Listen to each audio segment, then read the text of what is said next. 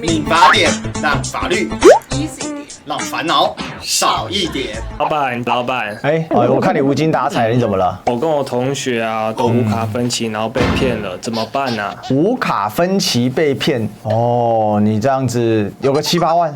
有哦，钱拿得回来吗？哎呀，讲到这个实在太好了哈，我们来请教一下谁呢？讲到法律问题呢，民法典让法律 easy 点，让烦恼少一点。哎呀，委员，这个小子很惨，对啊，小公也好惨啊。是啊，我刚听到那个小公讲说他是那个无卡分期被骗了吗？最近其实前一阵子啊，我记得新闻上面有报道，有啊，就是提到就是说检察官起诉了。对，这个案件我来分享给大家一下哦。这个无卡分期的事情呢，台中有139名大学生被总共诈了1000万元哦。那这个3C 业者被求起重刑哦。这是之前发生的在这个台中市西屯区叫做陈选良品的3C 老板店一个林姓老板跟林姓店长还有季姓业务3个人联手呢，扬称说要做业绩就给5000块奖金哦。结果诱骗对方这个和融资公司的老板签约。买这个电脑啊、手机啊，总共139个学生被诈了上千万元这个是有够狠心的那真的让学生真的很恐怖。但这些涉世未深的学生呢，他们是就被说是假意呢用这种大学生来跟3C 公司像融资公司来办理这个无卡分期，就是刚才讲无卡分期的方式呢。然后呢，由业务先支付部分前期款项，签发栏呢为自己的无效本票然后剩下的业务呢这个他会再向学生扬称说我愿意偿还剩下的业务。取信大学生之后呢，那学生你就可以来签无卡分期的这个合约结果签下去之后呢，全部都被诈骗所以他只用了5000块钱做诱因，结果诈了这么多钱。他们是用买 MacBook 的这样的一个部分，每个款项是84000多块钱另外那个寄信店还可以抽1000块的佣金，所以非常无良对，我们光是看到类似案件呢，在今年112年那个判决就已经很多了所以我觉得今天透过这样的节目呢，应该要让这个年轻朋友们了解说他的这个诈骗的手法是怎么样子诈骗手法。简单来讲，常常我们看到因为年轻朋友对于3C 产品都比较熟悉嘛，对，那这些的坏蛋这些诈骗的手法呢，常就会说像这次被抓的也是同样情形，他就跟年轻朋友讲说，你呢来买这个3C 产品，因为我有业绩的压力，对，所以呢你来买，然后你用分期这个付款无卡分期的一个方式来买那但是你不用担心那真正的呢，你想想看，你写了这些的文件之后，你就有5000块钱呢现赚的这个佣金，对不对？然后你再介绍朋友来买的话，你还有2000块钱。即便他不想买，他转手之间他就可以赚了7000块钱。你想想看，对于年轻朋友来讲，7000块钱趋之若鹜对啊，所以呢就会有很多人受骗。可他真正的手法是怎么样？他真正的手法呢，就是他跟你讲说，这个你会有5000块钱的佣金，对不对？那他为什么要用无卡的这个分期的原因呢？是因为这个诈骗的集团的成员呢，里面曾经也包括过诈骗的人，还有这个3C 产品的这个店长所以呢，年轻朋友到这个3C 产品店，他会觉得说，这个是一个很正常的一个店所以不会有问题那我只是买产品。可是有时候年轻朋友呢来的时候，他可能会觉得说，但是我现在不需要，我也买不起，那怎么办呢？那这个销售员呢，跟店长呢就会讲说，没有关系啦，你先买了之后，我再帮你转卖出去。对，所以你还是一样，你就是赚了7000块钱，你也没有成本，而且你的付款的方式又是分期的。然后讲说，或者就是说，当年轻朋友他没有钱的时候，这个销售员呢，这个诈骗的人还跟他讲说，你也不用担心你呢，你只要填我这个申请书然后我们去借钱，对，那我会帮你找到愿意借钱给你的人，那你还是一样赚了这个7000块钱。所以年轻朋友就会觉得说，好，那如果我不需要的话，我把这个买来的这个3C 产品呢，笔电比如说我再请你再帮我转卖出去，然后呢，你卖出去之后，那就跟我也没有拿到笔电，但是问题呢是，那我才是可以拿到7000块钱。那你就讲说，哎，你有没有用脑筋啊？你那个无卡分期，你不是要缴钱吗？对。所以呢，这个诈骗的这个销售员就讲说，哎，你不用担心啦，啊。那些钱呢，我都会帮你缴掉。那如果你不相信的话，那我签一个本票给你。结果本票是假的。哎，本票是假的。所以呢，年轻朋友才会受骗嘛。他本来以为说，哎，他所有的保护的措施全部都做好，但等到事情爆发，所以你看这个媒体上面有报道啊，100多位的这个人受害的时候，他的金额为什么能够庞大到上千万？就是因为第一个它是3C 产品。第二个呢，他还牵涉到他去这个像我刚刚前面讲说找这个贷款的部分，那这些的最后的责任，因为填那个申请表是谁填？学生、年轻朋友填嘛，所以最后那个东西受害了呢，才会是年轻朋友受害。所以我们在讲说，这个案子其实已经不是第一个案子。我们最近看到媒体的这个，它其实不是第一个案子，所以这个检调单位呢，在起诉，在整个发现这个事情之后，也很快的很快的他就这个起诉，然后就移送。那除了这个，但基本上来讲，他的手法呢，大概就像我们刚才历史哥提到的，然后我刚才有说明，大概他的手法都大同小异啊。那另外的也有比较粗糙的也有比较粗糙的手法呢，就是这个都是实际上面法院的这个判决的案例。他比较粗糙的手法呢，有时候呢就是说，哎，他为了这个朋友之间或者是在网络上面认识的，其实不是那么熟悉，但是就是认识之后就跟对方讲说，哎呀，我这个的业绩不好啊，然后需要一点这个业绩啊，你帮我冲个业绩还有钱拿，好不好啊？对，你帮我冲个业绩。反正这个笔电呢，我把它转售，这个钱就填平了。对，所以呢你如果不相信我，说我有本票啊。对，所以你看，你这是非常安全的。对，那实际上面的案例是怎么样子呢？就是说不是最近查出来这个，而是法院已经发生，而且已经有判决的案例。那他怎么样？假设是小工呢认识的这个网络上面的朋友。对，我们讲说这个大头好了，你知道，然后他认识大头，我以为是小明，小强，你怎么要死了？小强，小强也可以，你知道。那后来呢，小强就是说需要业绩，然后那个小工呢，那他就以心地善良嘛，哈，然后他就听了这个小强的话，就说哦，你可以赚5000，他觉得很好啊，那5000可以买好多东西，对不对？所以过个手而已，过个手而已。然后他也是一样，用无卡这个分期的一个方式，然后他也买了，他也拿到手机。在那个案子里面呢，小强不是手机的销售员，不是，他只是网络上面他认识的而已。他就为了要这样子，他去帮助他，结果后来呢，他叫小工呢去把这个手机啊，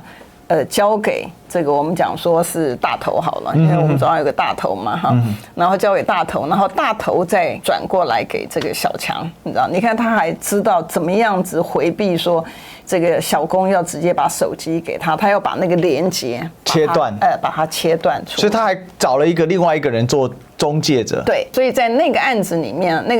个大头也很冤枉，因为大头只是单纯的不知道什么只是过手而已。结果后来他也整个案件在调查的时候被卷入，对，被卷入。那最后还好了，最后法院就认定说，大头因为他在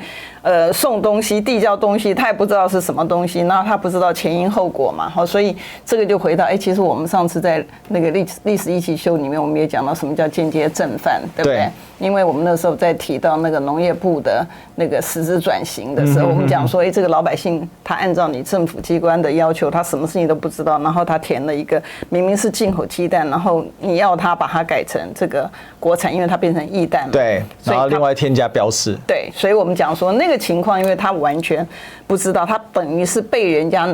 当成一个工具啊。那真正坏的是，比如说这个农业部也好，或者在我们的这个案子里面是小强，对，小强利用这个大头完全不知情的一个情况之下，所以小强呢才是真正的犯罪行为人，然后呢，这个大头呢，他是一个完全不知道、不知情的。在那个判决里面，倒是这个大头呢，他也厘清了整个事情的经过，所以他没有责任。但是被害人当然就是小工嘛，对啊，因为他这个有时候交朋友，然后在网络上面交的时候，但是那个案子里面是循序啦，就是说从小工呢到大头，然后才找到这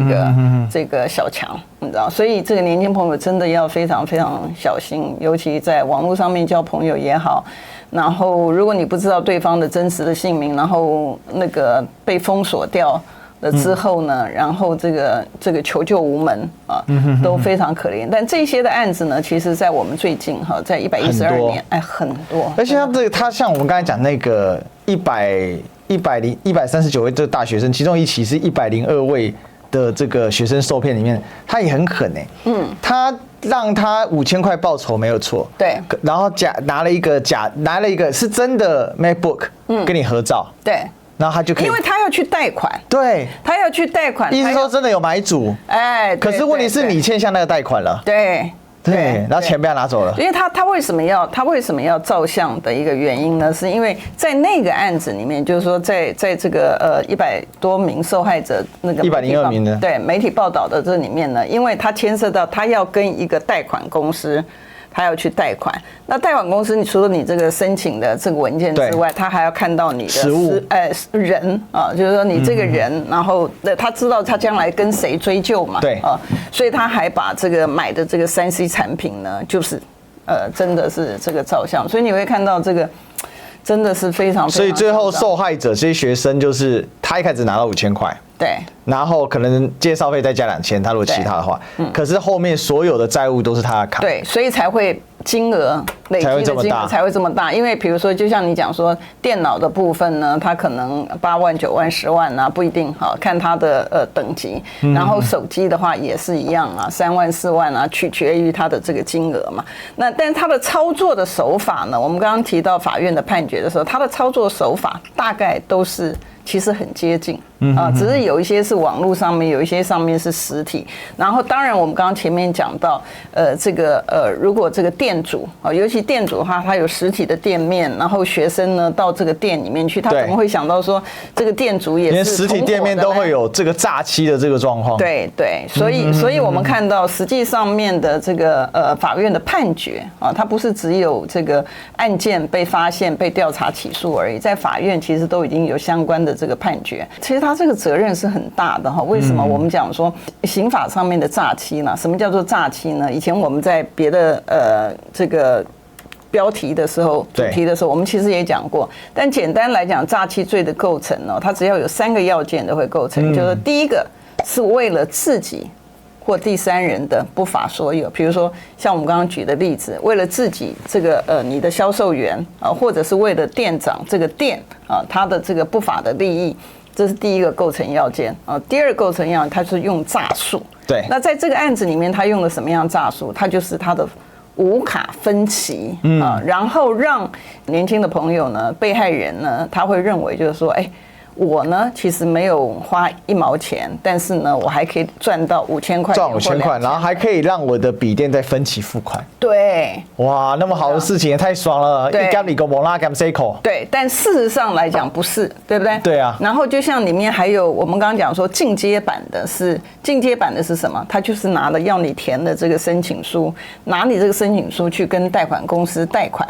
然后贷了款之后，那个钱呢是进到谁的口袋？进到这个销售员这个骗子的这个口袋里面去。他没有给你，可是他填了这个本票是无效的本票给你，你拿了这个东西，然后后来发现，因为你不是学法律的嘛，所以那个本票的有效无效，你也不知道，你只有看到说，反正他有签那个东西，我将来可以拿这个跟他主张而已。所以我们讲第二个构成要件呢，就是施用诈术，所以就是用骗的方式。然后第3个呢，构成要件说，使人把财物交付，就是这个被害人呢，他就是有这个财产上面的损失，他就构成。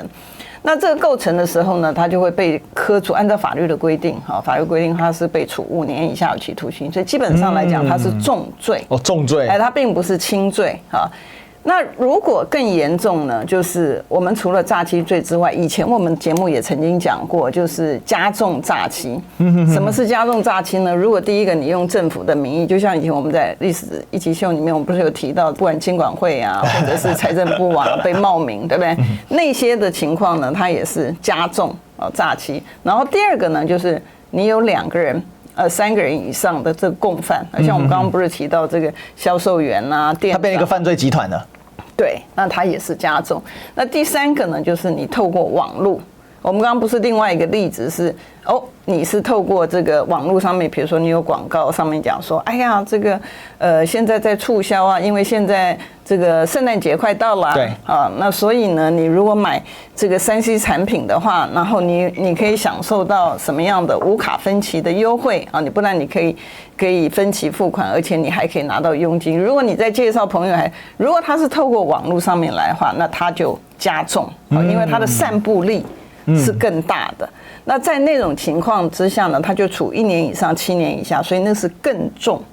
重的罪，因为一个是一般的话就5年以下，对，加重的话就是1年以上，法院判决不能够低于1年1年以上，对，一定要坐牢的啦。对，因为你如果是5年以下，有可能被轻判就1颗罚金掉。对，看你后面的态度啊，或者是你认罪协商啊，还有你诈了多少钱也有关系。那你有没有还啊？有没有种种的民事上有没有和解也有差？对方有没有原谅你？轻重，对，情节的轻重，对。所以委员，如果像这样子的话，这种无卡分期，它就是一般的诈欺罪跟加重诈欺罪就可以处理它了。对，那他有没有涉犯到比如说金融相关的这种状况呢？你说从犯罪人，对啊，如果犯罪人呢，如果他做的是这个他自己本身，我们刚刚讲说勾结的对象里面也包括了那个贷款公司啊，因为基本上来讲，我们的银行金融业者是必须要取得这个主管机关的核准，不是任何人都可以从事，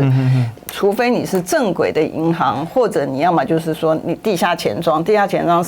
是另外的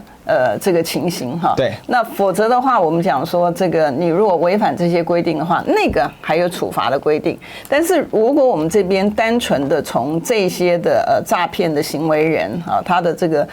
处罚的部分，所以你看检调单位为什么很快他就可以很快的移送？对，因为第一个，这个已经不是新型的犯罪手法，这个已经是平常讲有点老了啊，就是而且你连判决书都出来，可是因为不是所有人都了解这些的案件，所以才会有一而再再而三的年轻朋友受骗，尤其他最喜欢针对大学生，最喜欢针对学生，因为学生比较好取信，对，涉世不较浅哦，所以其实简单来讲。他们用的方式其实我觉得蛮聪明的。一个方面，他针对学生族群，他设计了一套话术。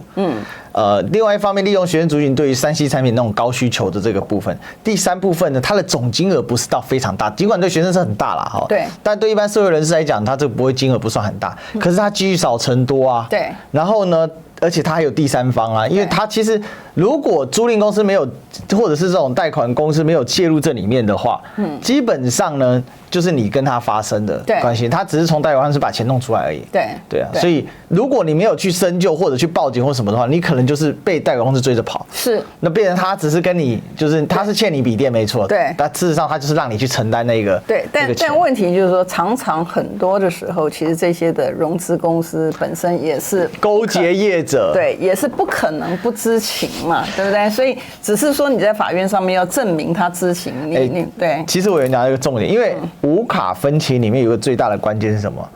因为这些公司根本没有联征系统啊，没有征。大家知道这个贷款啊，它有授信，你的信用要被侦查，那叫联合征信嘛，侦查你的信用问题。那贷款怎么知道你是什么样的学生？那他为什么那么轻易放缓给你？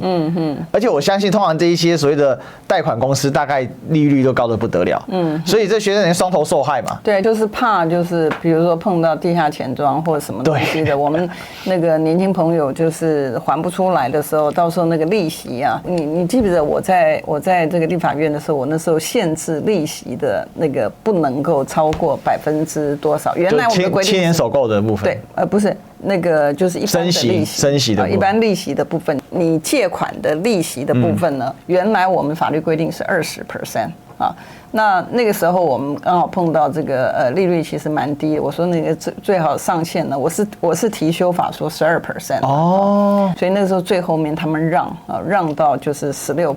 哦，所以超过16%就是高利贷了。对哦，这个大家要知道，法律上面来讲，他就没有请求的权利。哦，但是我可不可以延伸问一题？如果说16%，但是假设我假设不要说我好了，假设有人他贷20%，他最多就是请求到16%，多了那4%，他不行，不行，而且他这个有重利罪的问题。对，但是就是说，虽然年轻朋友虽然是这样子，我们还是不鼓励，因为有时候牵涉到的问题可能不是法律解决而已，你说你要他有物理解决的方法，不是你若碰到没有，所以我说叫物理解决啊。对啊，他不跟你讲法，他跟你讲物理嘛，对不对？我无法在法律上取胜于你，但我可以在物理上歼灭你，你要小心一点。对，所以我们还是真的提醒这个观众朋友哈，对于不管是这个无卡分期啊，或者是在选用这个3C 产品，或者是说有很多的吸引你的，不管是佣金也好，或者是介绍费也好，都要特别小心。好，是的，好，所以呢，大家真的不要被这个蝇头小利给诈欺了。还赚5000块。啊，你个也在用手机啊，那加送的话，好，人个跟你谈，那个催你谈，对吧？哈，就讲白了，就是如果今天业绩上，他就先找他的亲友来找你一个莫名其妙的大学生啊，对吧？哈，而且讲白了，现在这个时代哈，其实不管3C 笔电这些东西啊，这个手机笔电都是微利时代啦，所以他们其实能够赚的那个已经很有限，哦，就跟过去以前呢，这个去光华商场，你还可以。啊，有很多的什么，哎，他给你折一点扣啊什么，那个时代已经不太一样，基本上现在就是我们台语叫做西迪亚给了哈，都讲得很白，不要觉得有贪小便宜的空间。OK， 好，那我们今天敏法典聊到这里啦，好，那我们最后记得帮我们按赞、订阅、分享、打开小铃铛，然后呢留下你的留言啊，告诉我们说你想看什么样的题目哦。对，好，那我们现在的上架时间呢，好在委员的频道叫李桂敏真心话呢，是礼拜2的晚上9点首播，然后在历史哥的频道的话呢，是星期3的中午12点哦，所以大家可以期待每一期追踪一下。好 ，OK， 那我们就期待下一期再相见。我们谢谢委员，好，谢谢历史哥，谢谢观众朋友，拜拜。